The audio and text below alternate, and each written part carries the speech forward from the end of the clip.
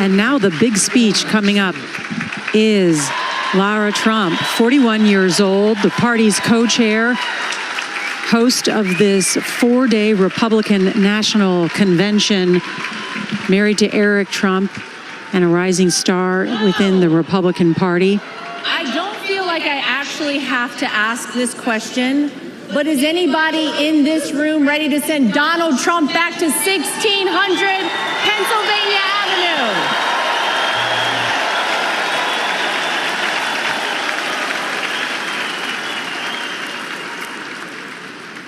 Well, it may not be a surprise that I actually had a very different speech that I was prepared to give up here tonight.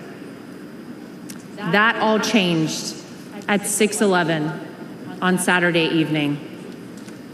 Nothing prepares you for a moment like that. Our family has faced our fair share of death threats, mysterious powders sent to our homes, tasteless and violent comments directed towards us on social media, but none of that prepares you as a daughter-in-law to watch in real time someone try to kill a person you love.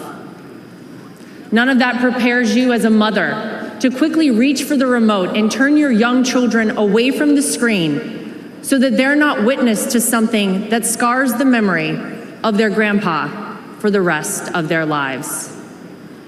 The prayers and well wishes we've received over the last 72 hours have been overwhelming, to say the least.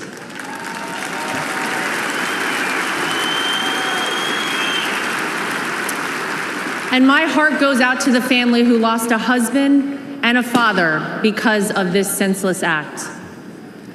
All of you here tonight and watching at home mean the world to all of us in the Trump family.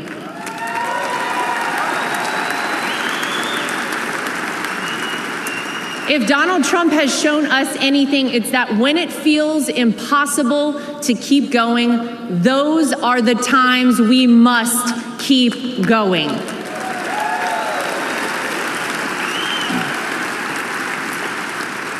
I don't know how many people here watching at home have ever been to a Trump rally, but if you've never been, let me tell you about them. Oh, some of you have been.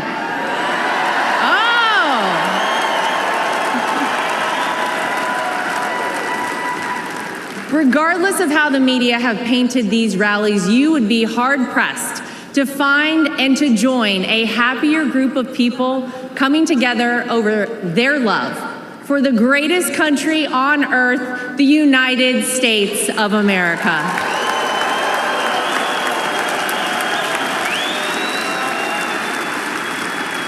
I dare anyone trying to leave a Trump rally without leaving with some new friends. You always make friends at a Trump rally, right? Veterans, teachers, blue-collar workers, white-collar workers, active duty military, police officers, firefighters, small business owners, Latino supporters, Christian supporters, Jewish supporters, black supporters, white supporters, Asian supporters, gay supporters, Republicans, independents, and yes, even Democrats.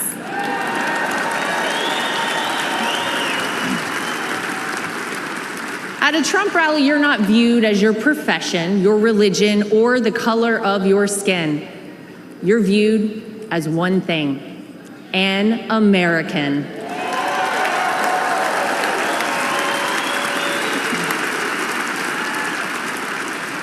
Last Saturday was a jarring reminder that we, as Americans, must always remember: there is more that unites us than divides us.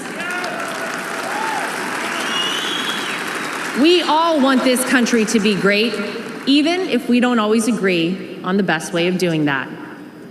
And with every bone in my body, I can tell you that all Donald Trump wants to do and has ever wanted to do is make this country great again for all of us.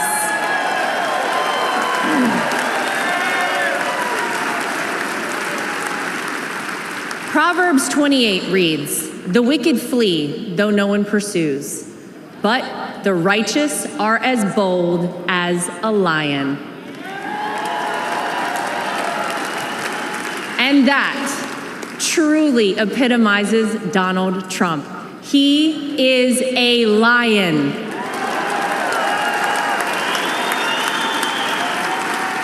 He is bold, he is strong, he is fearless, and he is exactly what this country needs right now.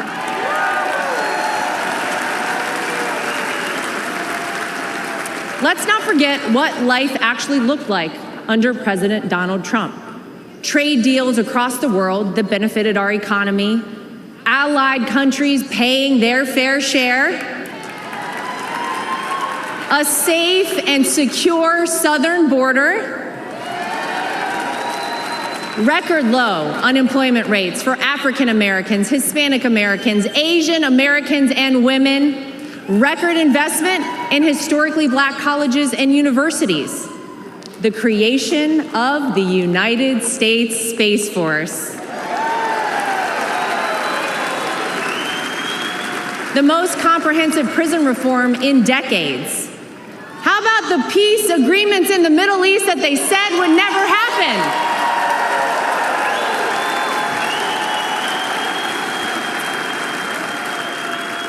The largest tax cuts in American history, our energy independence, massive amounts of red tape cut, and no new wars when Donald J. Trump was president.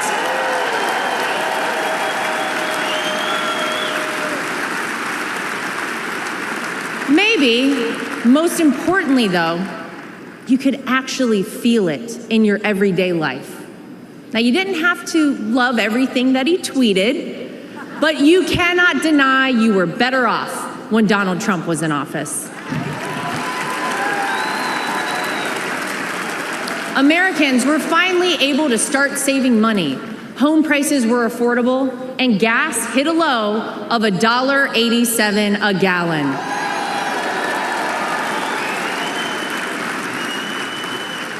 As I speak here tonight, many of our fellow Americans don't know how they'll pay for their next trip to the grocery store, new clothes for their children, or this month's rent. Many of our fellow Americans worry that we are on the verge of a major terror attack here on American soil. Many of our fellow Americans don't think their own children will be able to establish a better life than they themselves currently have. Many of our fellow Americans are right now sitting and wondering how on earth this country could have moved in the wrong direction and so quickly.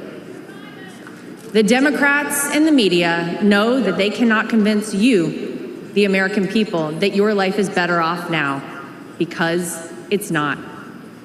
So what will they do?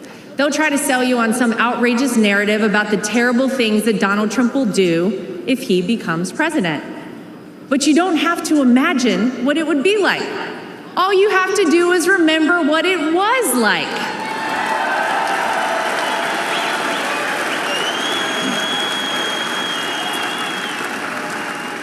I know. Oh, yeah.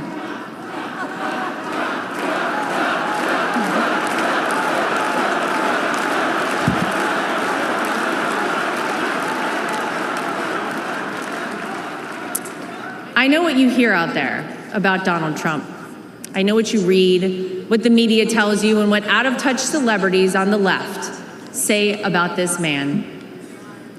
But when I look at Donald Trump, I see a wonderful father, father-in-law, and of course, grandfather to my two young children, Luke and Carolina.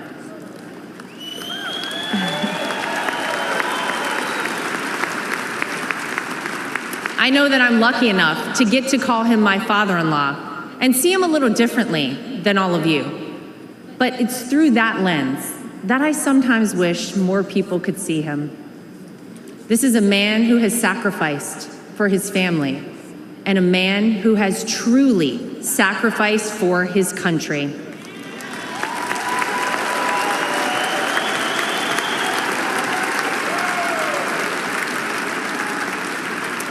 Donald Trump didn't need to run for president for fame or money. Trust me, we all know he already had plenty of that. I'll tell you why he did it and why he continues on. even in the face of the unthinkable, because he loves this country.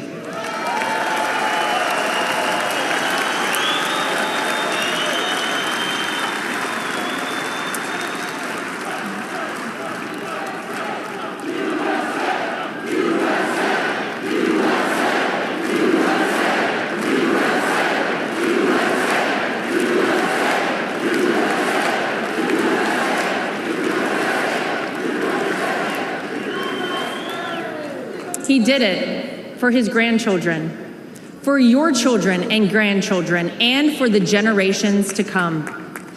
I have seen this man dragged through hell and back, in and out of courtrooms, indictments, impeachments, mugshots, and even an assassination attempt. And yet, he has never backed down.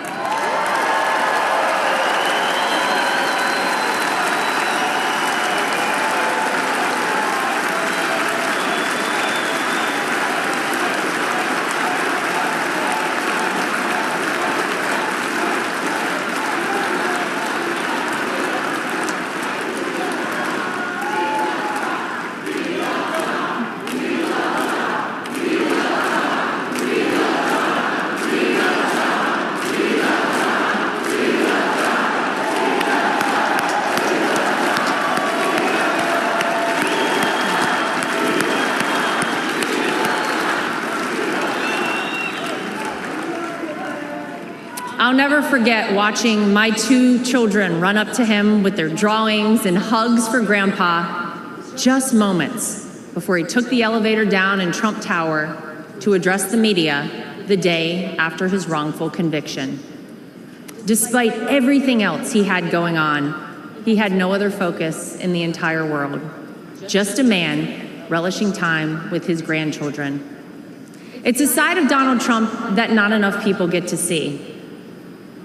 Maybe you got to see a side of Donald Trump on Saturday that you were not sure existed until you saw it with your own eyes. Martin Luther King Jr. once famously said, "The ultimate measure of a man is not where he stands in moments of convenience and comfort, but where he stands at times of challenge and controversy."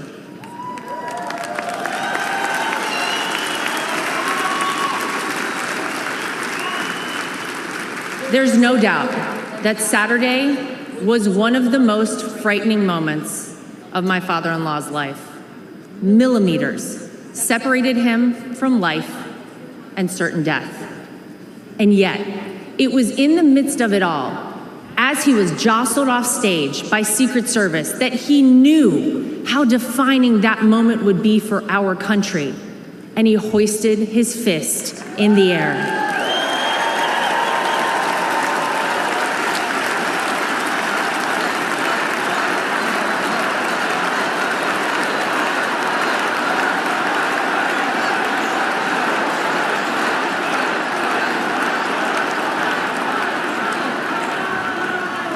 It was not just for the audience at the rally, not just for his supporters tuning in, but for all of America. And as a signal to the world that no matter what, America will always prevail.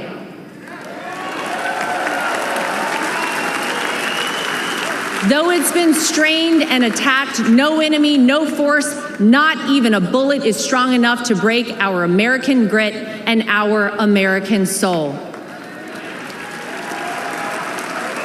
We are the country whose founders gave their fortunes, freedom, and lives to pursue the dream of a free society. We are the country of Thomas Edison, Susan B. Anthony, Henry Ford, and Harriet Tubman. We are the country who fought and won 2 world wars. And we are the country who always rises to meet the moment, no matter how insurmountable the task. And in that split second, on Saturday, Donald Trump reminded us all of that very history and who we are at our core as a nation. That is the Donald Trump that I know.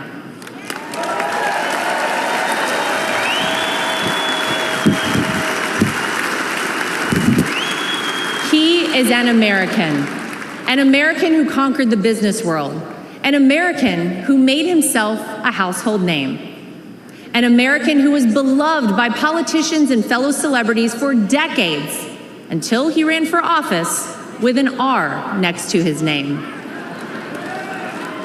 An American whom even Barack Obama admits people consider the American dream. And instead of sailing off into the sunset after an illustrious real estate and television career, he decided to give back.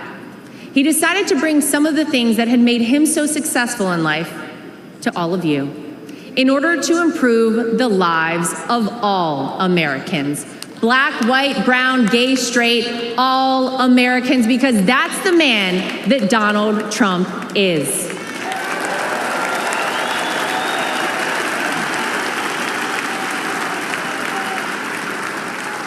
I can tell you that my personal experience with Donald Trump has shown me his heart.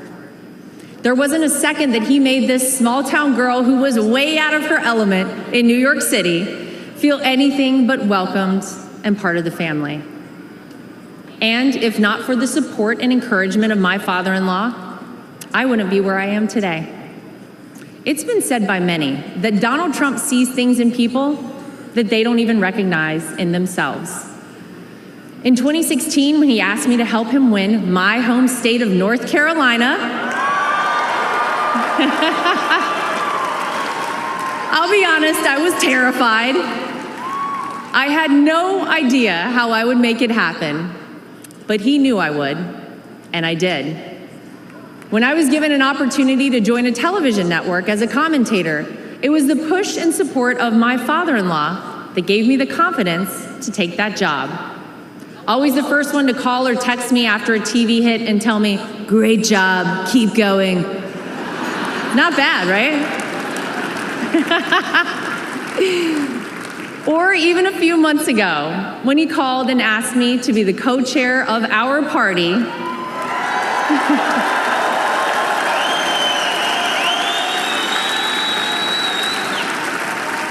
he showed me potential in myself that I couldn't yet see. So tonight, to my father-in-law, I want to say thank you.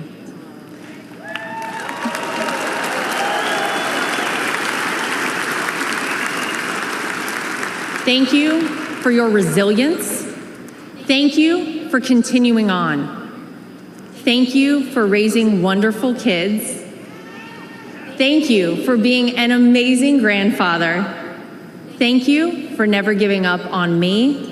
And thank you for never giving up on our country.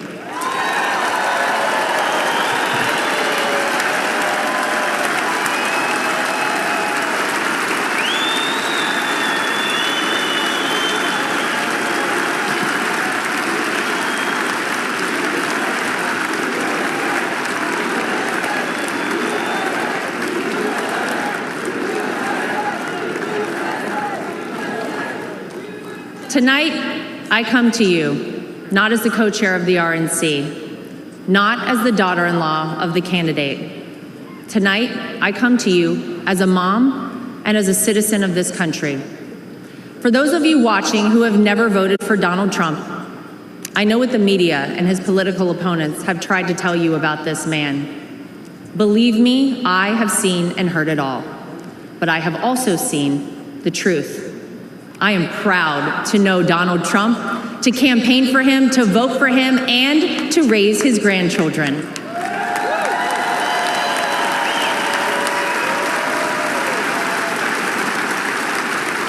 He will do what is necessary to protect you, protect your family, and protect this country. Because Donald Trump wants us all to be successful, to be safe, to be happy, to be strong, and to be great again.